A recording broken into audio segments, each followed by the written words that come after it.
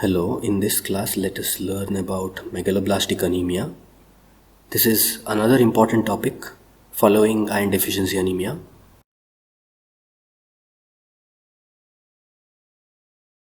Megaloblastic anemia is a type of anemia which is characterized by defective DNA synthesis in all proliferating cells. This is very important.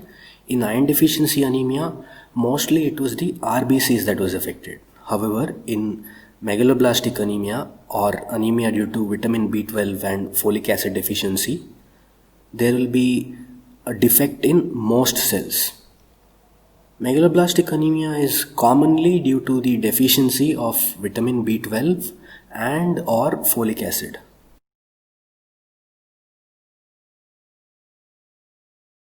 Let us have a look about some of the basics of vitamin B12 and folic acid.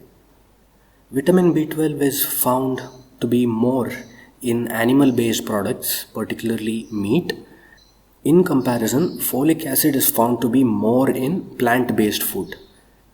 What do you call leaves and all? Foliage, right? So folic acid is found more in foliage. You can remember like that. Cooking induces 10 to 30% loss of vitamin B12, while it induces 60 to 90% loss of folic acid.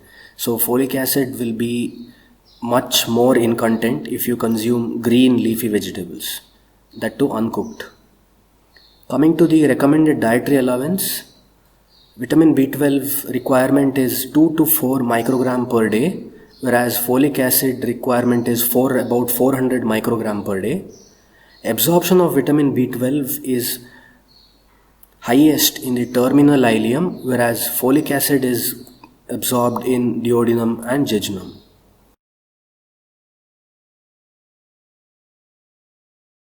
Let us now have a look at the absorption and utilization of both vitamin B12 and folic acid.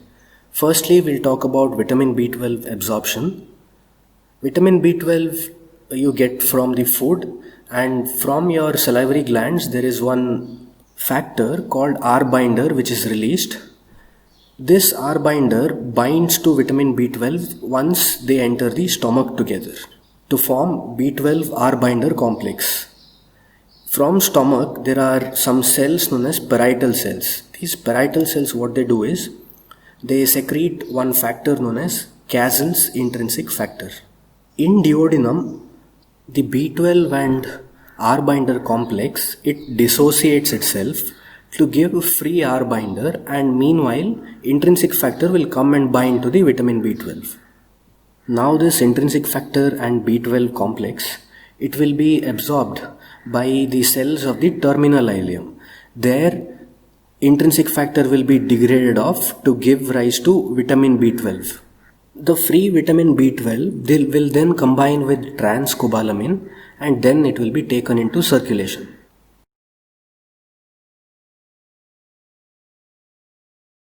Moving on, let us look at the folic acid absorption. Dietary folates are absorbed by intestinal cells and methyl tetrahydrofolate is formed. This methyl tetrahydrofolate in the presence of vitamin B12 becomes tetrahydrofolate. This later on converts to become methylene tetrahydrofolate. Now this methylene tetrahydrofolate in the presence of the enzyme thiamidylate synthase will help in the formation of deoxythymidine monophosphate, which is important for DNA synthesis. So here you can clearly see how folic acid as well as vitamin B12 will both participate in the formation of DNA.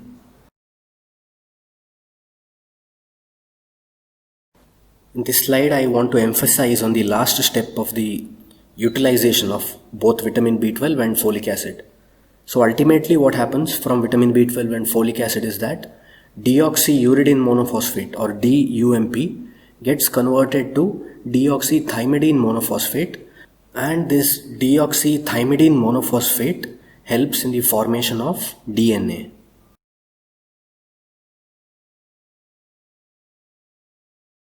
Let us have a look at the causes of megaloblastic anemia. So these are the causes of megaloblastic anemia, namely deficiency of vitamin B12, deficiency of folic acid, combined deficiency, and lastly pernicious anemia.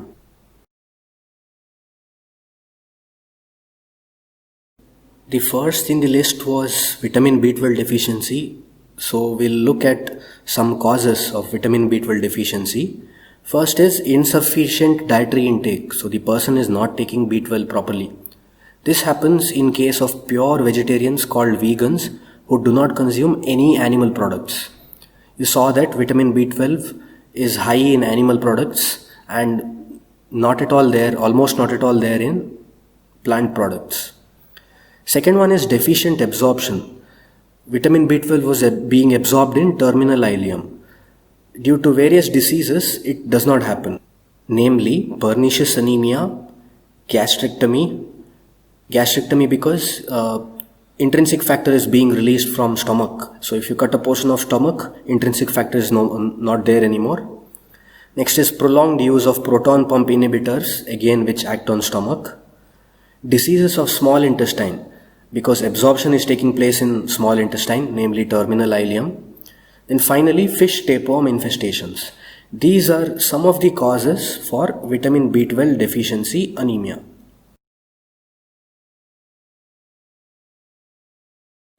The causes for folic acid deficiency is somewhat similar to what you saw in B12 deficiency. First is insufficient dietary intake. Here we see a poor diet with lack of green vegetables, overly cooked green vegetables. Then chronic alcoholics, prolonged parenteral nutrition. If someone cannot take food orally, they will be provided with intravenous type of nutrition. So that is what is parenteral nutrition. Then there is deficient absorption, namely malabsorption syndromes consisting of diseases like celiac disease or tropical sprue. Increased demand is seen in conditions like pregnancy and some tumors, that is neoplasia. Then finally there are some drugs like methotrexate which inhibit folic acid.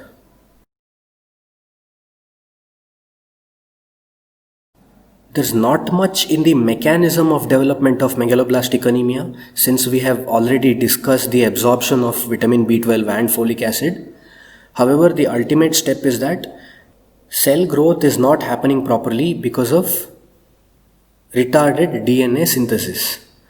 This leads to the formation of abnormal precursors of RBCs, particularly RBCs, known as megaloblasts, and they can die within the bone marrow itself, leading to what is known as ineffective erythropoiesis.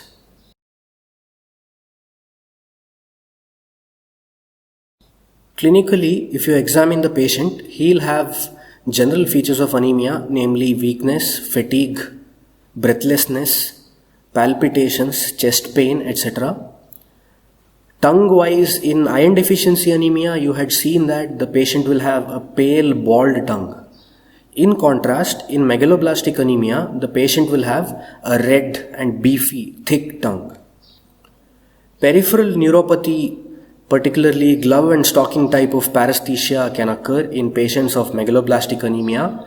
The reason is that the myelin sheath of the nerves, for the development of that myelin sheath, you require vitamin B12 and folic acid. Apart from these, some nervous system problems like ataxia, uncoordinated gait, impairment of vibration and position sense, depression and memory loss may also happen.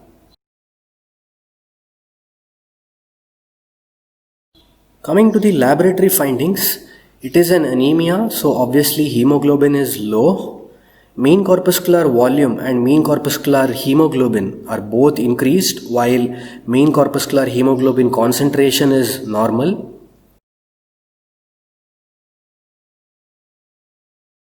After complete blood count, we move on to the findings in peripheral smear and bone marrow aspiration. In peripheral smear, you will find what is known as a macrocytic anemia type of a morphological classification.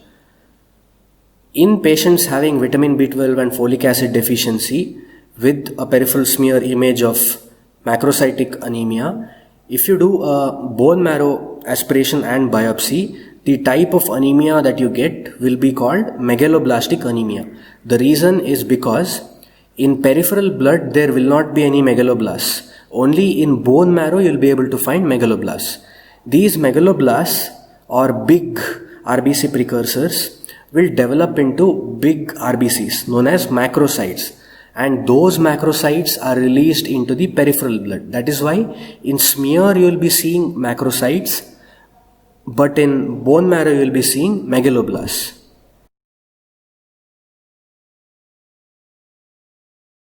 Coming to the peripheral smear examination, RBCs are macrocytic and normochromic. In B12 and folic acid deficiency type of anemia, the type of macrocytes we'll be seeing are macroovelocytes, which means that RBCs are not just large but they are oval in shape. Howell-Jolly bodies, which are the nuclear remnants, may also be seen. WBCs are normal in number and distribution, but hypersegmented neutrophils may be seen. Hypersegmented neutrophils are those neutrophils whose nuclear lobes will be 6 or more, or at least 5% of the neutrophils having 5 lobes. Platelets will be adequate unless megaloblastic anemia is severe, in which cases platelet will reduce in number as well. And the impression that you give in peripheral smear is macrocytic anemia or macrocytic normochromic anemia.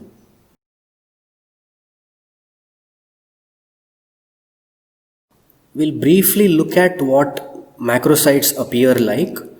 These can either be oval macrocytes or round macrocytes.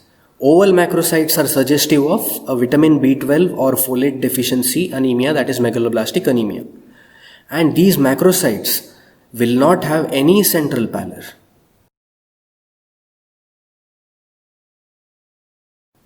In vitamin B12 and folic acid deficiency anemia, you will get 3 features in peripheral smear, which are also known as a triad of features. So what are those 3 features? The first is the presence of macroovelocytes or large RBCs which are oval in shape. The second feature is that there are nuclear remnants within the RBC. Since DNA synthesis and nuclear functioning is not proper in megaloblastic anemia, some portion of nucleus will still remain in a mature RBC, which should not happen normally. The last finding of the triad is the presence of hypersegmented neutrophils. In the introductory classes, I had told you that neutrophils normally have 2 to 4 lobes. However, 5% of the neutrophils can have up to 5 lobes. So hypersegmented neutrophil means beyond that. If more than 5% of neutrophils having 5 lobes, or even one neutrophil showing more than or equal to 6 lobes.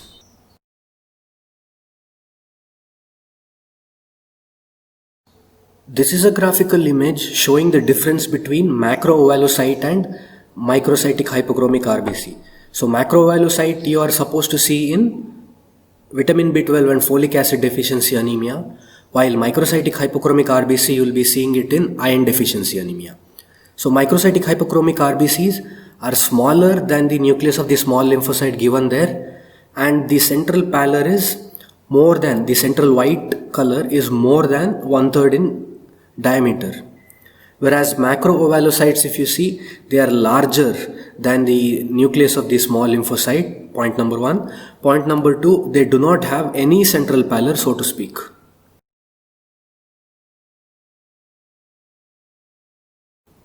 In this peripheral image, you are seeing a few macroovelocytes, the ones which are larger. And right below the neutrophil, you are seeing one RBC in which you can see some hazy bluish color. So that is what is Howell-Jolly body. And in the inset, you are seeing the neutrophil. The number of lobes is 6. Therefore, this is a hypersegmented neutrophil. These are the 3 features we spoke of, calling them a triad. Macroovelocytes, hypersegmented neutrophils, and Howell-Jolly bodies.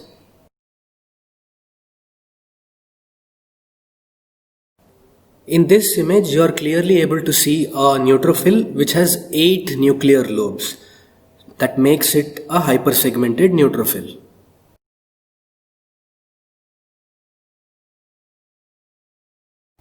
After peripheral smear, we'll be looking at the bone marrow.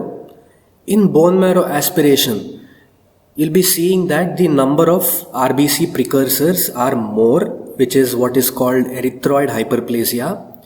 And the maturation of RBC precursors, if you see, these are called megaloblasts. So the maturation is called megaloblastic maturation.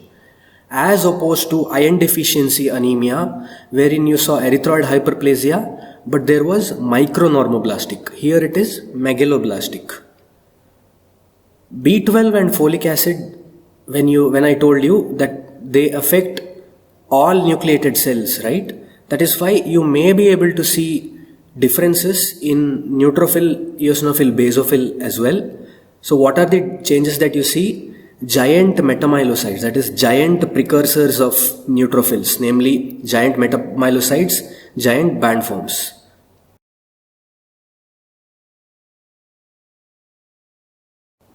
Let us now describe a megaloblast. Size-wise, megaloblast is larger than a normal RBC precursor, which is a normoblast. Nuclear chromatin is open and sieve-like. Nuclear maturation lags behind cytoplasmic maturation because DTMP is not being formed. That is why this happens. Lastly, marrow shows increased proportion of more primitive erythroid cells.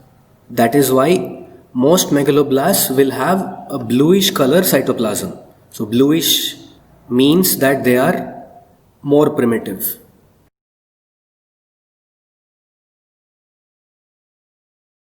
In this slide you can see two images. The top image shows megaloblasts while the bottom image shows a normoblast.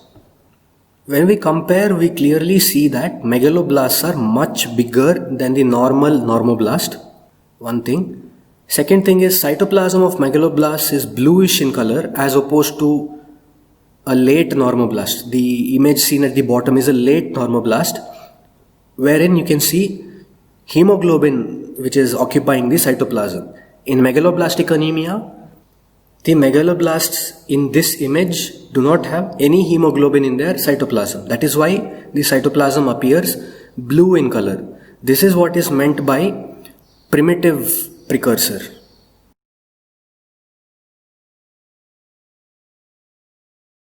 Another image showing bone marrow aspiration.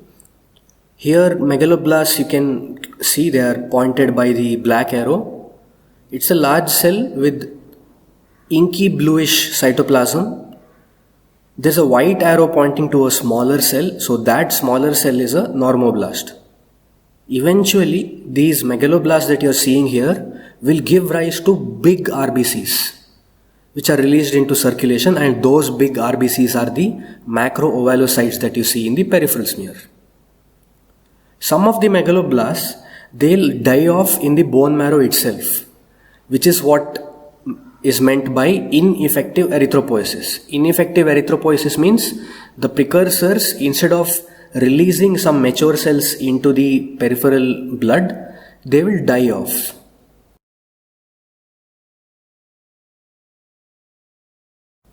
After peripheral smear and bone marrow evaluation, we need to look at some other laboratory investigations, namely biochemistry investigations, which can definitely tell us if vitamin B12 or folic acid is reduced.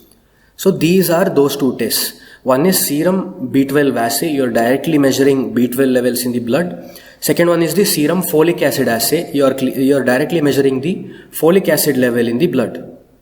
If the megaloblastic anemia is because of a B12 deficiency, then obviously the serum levels of B12 will be reduced, and if the megaloblastic anemia is because of folic acid deficiency, then serum levels of folic acid will be reduced.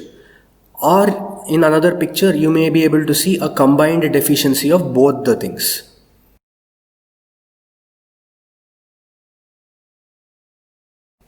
These are two other tests. If you want to remember, you can remember. Normally, this methylmalonyl-CoA, in the presence of vitamin B12, will transform into succinyl malonyl-CoA. Now suppose vitamin B12 is deficient, then an alternate pathway is activated, converting the methylmalonyl-CoA into methylmalonic acid, which is excreted in urine. So if there is a vitamin B12 deficiency, urine levels of methylmalonic acid will be increased. The second test is urine FIGLU or formiminoglutamate acid. Histidine is converted to FIGLU, and FIGLU in the presence of folic acid is transformed into glutamic acid. Now if tetrahydrofolate or folic acid is deficient, what will happen? The FIGLU will not be converted to glutamic acid anymore. That is why its level in blood will increase and it will be excreted in urine. If you measure in urine, the quantity of FIGLU will be high. That was about vitamin B12 and folic acid deficiency causing megaloblastic anemia. Now there is a last entity known as pernicious anemia. We'll discuss about that.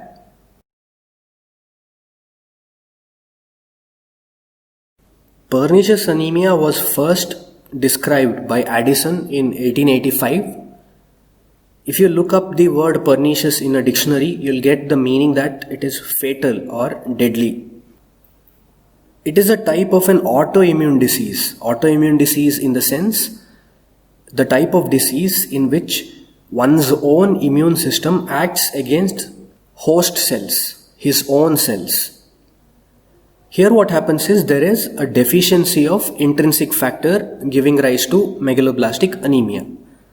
Coming to the pathogenesis, basically there is dense infiltration of stomach mucosa by lymphocytes and plasma cells. In the stomach mucosa there are parietal cells which secrete Casel's intrinsic factor, and when there is a damage to these parietal cells, there is failure in the production of intrinsic factor. And intrinsic factor, as you know, is important for the absorption of vitamin B12 in the terminal ileum. So that is why in pernicious anemia, vitamin B12 is deficient, leading to all the symptoms of vitamin B12 deficiency anemia.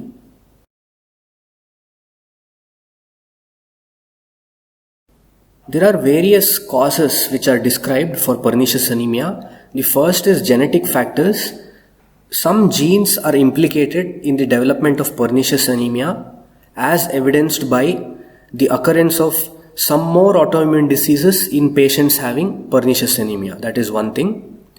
Second thing is autoimmune factors, that is antibodies. There are two types of antibodies. First one we described already, the antibodies which go and destroy the parietal cells. Those are called parietal cell antibodies. There is a second set of antibodies known as intrinsic factor antibodies. Here again there are two types. One is blocking antibodies, the second is binding antibodies.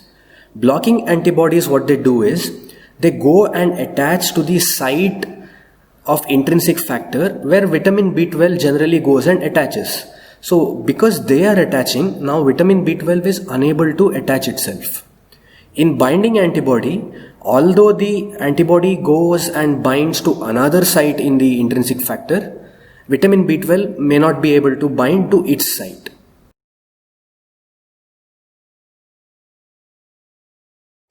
Now, how will you evaluate a case of pernicious anemia? Pernicious anemia pathogenesis, when you saw, it has the same symptoms and everything that vitamin B12 deficiency anemia has, because ultimately the disease causes vitamin B12 deficiency. So those same investigations you will have to write. Apart from that, on top of it, intrinsic factor levels you can measure. If there is pernicious anemia, the intrinsic factor levels will be low, and also you can estimate the levels of antibodies. To briefly summarize, in this class we learnt about how to define megaloblastic anemia. Then we learnt about how vitamin B12 and folic acid are being absorbed and how they are important for DNA synthesis. We also learnt about the etiology of megaloblastic anemia, which is basically deficiency of either B12, folic acid or pernicious anemia. After that, we learnt about some of the causes of both vitamin B12 deficiency and folic acid deficiency. Then we learnt about the clinical features of megaloblastic anemia, laboratory diagnosis including complete blood count, peripheral smear, bone marrow aspiration, and some biochemistry aspects of diagnosis. That was it for this class. Let us discuss some more topics in the coming classes.